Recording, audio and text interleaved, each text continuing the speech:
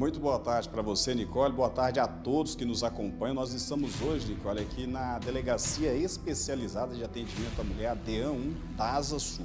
A DEAN 1 deflagrou na manhã de hoje, dia 24, uma operação Fé Violada. Mais um criminoso escondido aí atrás da fé, da religiosidade, para praticar abusos sexuais contra vítimas extremamente vulneráveis, Nicole.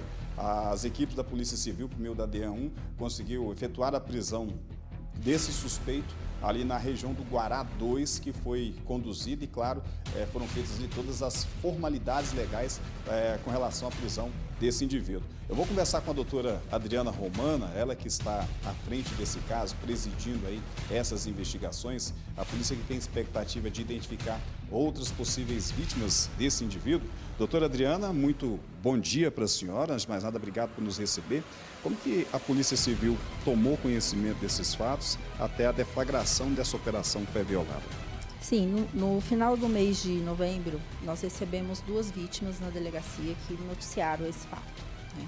Elas participavam de um ritual religioso nesse templo, onde era efetuado um banho com substâncias e ervas, além de um pó azul, e também era fornecido para essas mulheres uma bebida, que era denominada como jurema. Então, nessa bebida, a gente ainda não sabe o que há nessa substância, mas a gente já vai encaminhar para o Instituto de Criminalística para verificar. E aí essas vítimas nos procuraram e relataram que durante esse banho, né, de espiritualização, esse líder religioso, ele exigia que essas mulheres retirassem as suas vestes e ali então ele passava a tocar o corpo dessas mulheres e praticar os abusos. Ele se valia dessa posição religiosa para cometer esses abusos, né, doutora? E as vítimas, né, esses abusos aconteciam de forma gradual e isso seria uma estratégia comum para esse tipo de crime? Olha só, esse não é o primeiro caso que nós tivemos esse ano aqui na delegacia, em que um líder religioso se coloca como um recebedor de entidades e que vai purificar o corpo dessas mulheres, como se o corpo dessas mulheres fosse a culpa pelos problemas que elas estão enfrentando hoje. Então, assim, essas mulheres tinham um perfil de estarem emocionalmente fragilizadas, psicologicamente abaladas, então se aproveita dessa condição para poder abusar dessas vítimas dessa forma.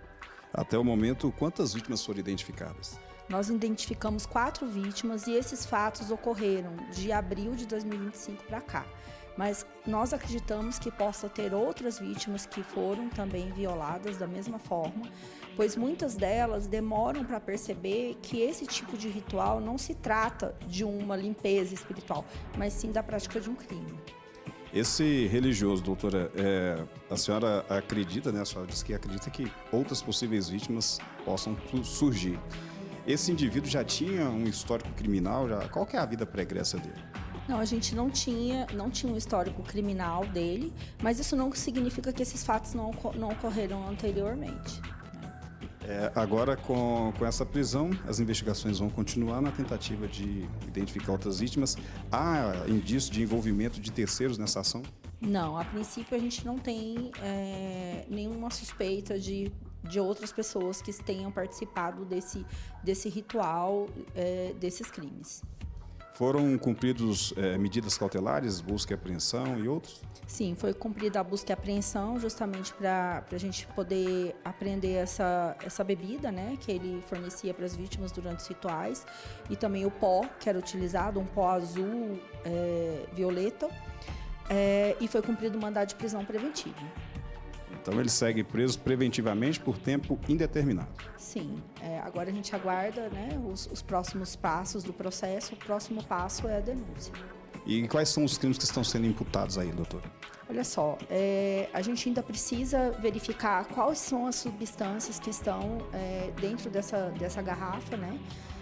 Dependendo do que tiver ali, ele pode responder por estupro de vulnerável, violação sexual mediante fraude ou estupro, e também outros crimes previstos na lei de entorpecente ou no Código Penal, a depender do que tiver dentro dessa bebida. A senhora falou que ele foi preso preventivamente, doutora. Quais foram as provas que vocês conseguiram reunir para subsidiar essa prisão? Olha só, nesses casos de crimes sexuais, né, o relato detalhado dessas vítimas, trazendo o passo a passo muito semelhante em relação a todas elas, e em alguns casos até mais de uma vez com a mesma vítima, é uma prova muito importante no crime sexual. E hoje, com o cumprimento de mandado de busca, ele corrobora esse contexto probatório, até porque a gente localizou esse pó azul que elas alegam que ele utilizava para passar nas partes íntimas e demais partes do corpo, e também a bebida que era utilizada durante o ritual. Ok, doutora. Agora, qual que é a mensagem que a senhora deixaria para todas as mulheres, sobretudo aquelas que frequentam ambientes religiosos, até mesmo para que elas possam se proteger de casos como esse? Olha, independente da sua fé, da sua religião, pela nossa experiência aqui na Polícia Civil, isso ocorre com homens, com mulheres, com crianças, com adolescentes. É muito importante duvidar quando um líder religioso, qualquer que seja, exija algo de cunho sexual para que você tenha alguma limpeza espiritual, qualquer que seja. Isso nunca vai ser algo que está relacionado com uma religião de fato, mas sim com a intenção libidinosa dessa pessoa que você está recebendo essa orientação. Então, não acredite, denuncie. Quando for criança, adolescente, né, os pais orientar os filhos nesse sentido, porque não é incomum esse tipo de situação. Aqui na DEAN mesmo, esse ano, nós já tivemos 3 casos envolvendo mulheres com líderes religiosos. Nicole, Rodrigo, tem alguma pergunta para fazer para a doutora aí? Boa tarde, doutora Adriana. Muito obrigada, viu, por participar do nosso DF Alerta. Como eu disse, a polícia não para, a Delegacia da Mulher também não. Muito obrigada por falar com a nossa equipe. Foram 2 casos na mesma região, né? Ontem nós falamos de um pastor.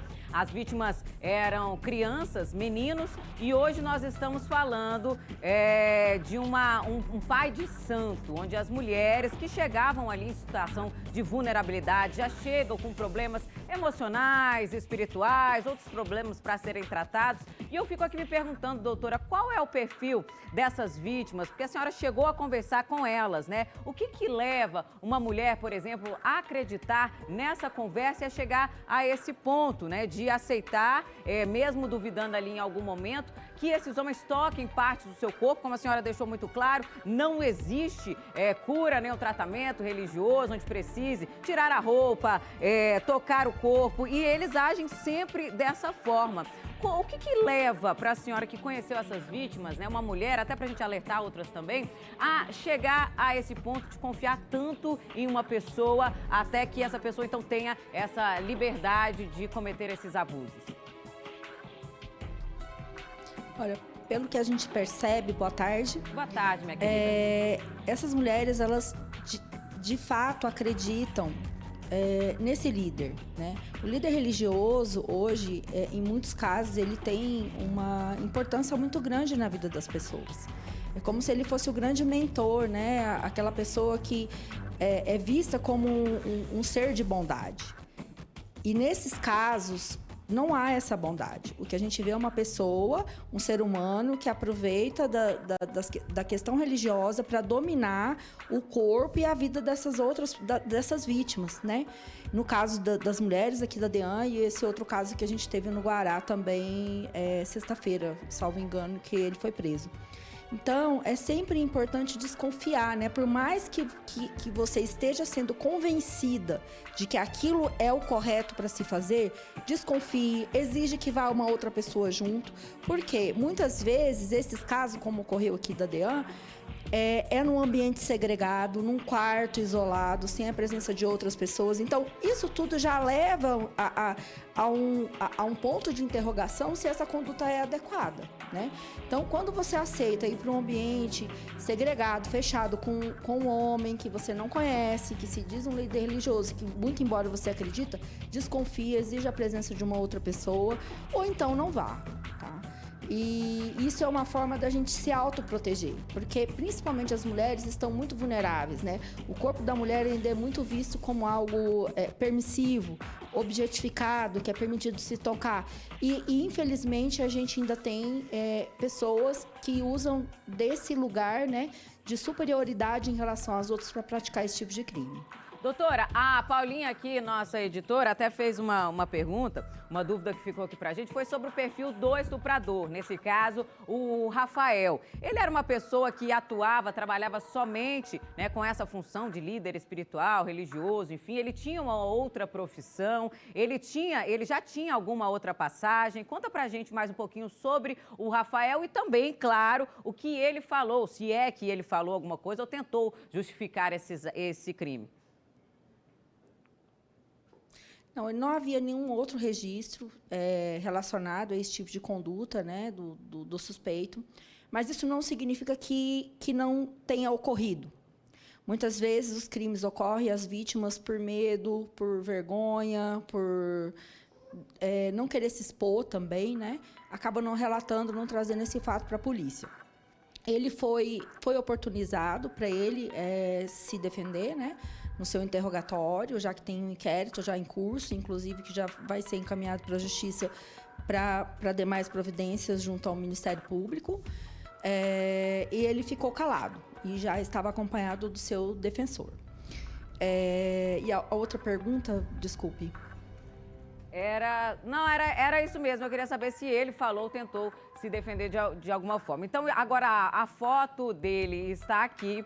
Outras pessoas podem e devem procurar a Dean, a doutora Adriana ali, toda a equipe dela. Eu quero só pedir para o Rafa tirar essas imagens, que eu quero aproveitar a doutora Adriana aqui com a gente, porque, como nós vimos, a Delegacia da Mulher, as delegacias da mulher continuam trabalhando em feriados durante 24 horas para acolher. Pode tirar essa foto aí que eu quero falar com a doutora, Rafa, por favor.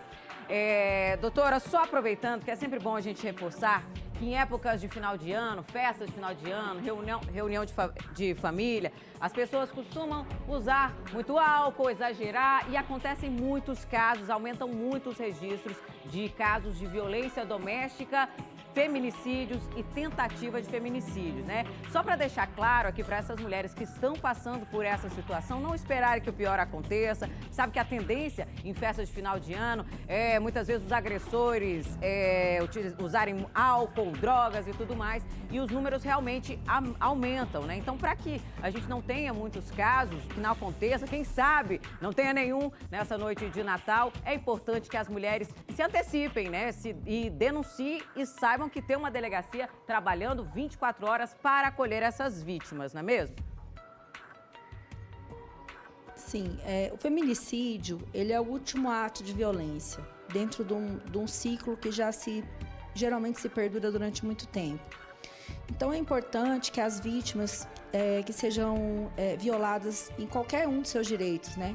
Seja vítima de qualquer tipo de crime, de violência patrimonial, de violência moral, agressão física, enfim, ameaça, perseguição, procure a delegacia. As delegacias de polícia estão abertas 24 horas por dia, as delegacias de bairro, a DEAN 1, a DEAN 2, e também é possível fazer o registro pela delegacia eletrônica. É isso, então. Muito obrigada, doutora. Um Feliz Natal para a senhora aí, viu? Um bom trabalho. Obrigada mais uma vez por falar aqui com a nossa equipe.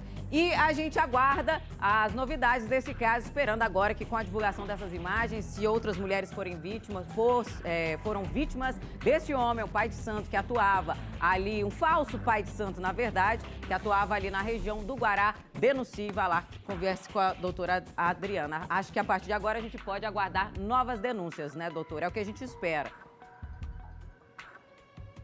Sim, a gente vai estar disponível, né? A delegacia não fecha aí durante as festas de finais de ano, do final de ano. Continuamos trabalhando todos os dias, 24 horas por dia. E também desejo a todos aí um Feliz Natal e muito obrigada pela oportunidade.